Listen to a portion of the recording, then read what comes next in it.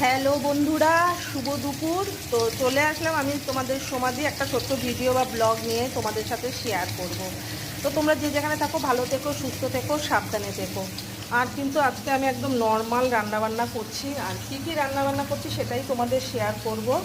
তো চলো, এখানে প্রথমেই দেখো কাতলা মাছের পেটি ভেজে নিচ্ছি, দুজনের দুটি।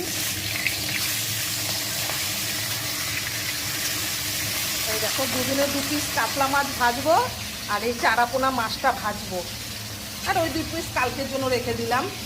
তো চলো এই মাছ ভাজা করে নিচ্ছি, আর তার সাথে কী কী থাকবে সেটাও তোমাদের দেখানো যাক। এই দেখো কী কী রান্নাবান্না করেছি, চলো একটা একটা করে দেখাই। এই যে ভাত করে নিয়েছি, আর ভাতের নিচে আছে আলু, একটা আলু ভাতে মাখাবো, ওই যে সাইড দিয়ে দেখা যাচ্ছে।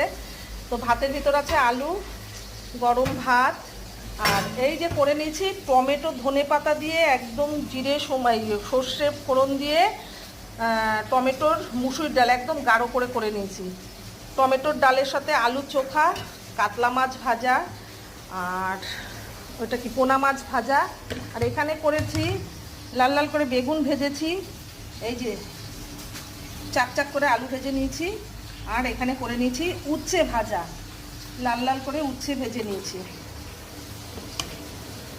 এই যে দেখো ডালের সাথে, টক ডালের সাথে কিন্তু এগুলো করা।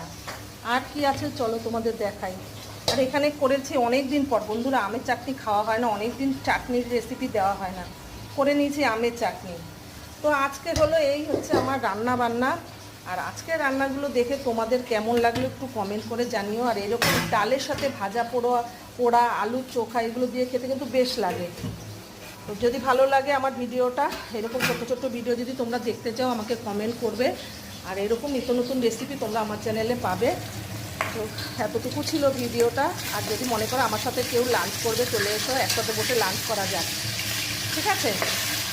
এই মাছ 150 গ্রাম করে ওয়েট হবে, জানো, এত বড় বড় ডালের সাথে কিন্তু এটাই বেস্ট।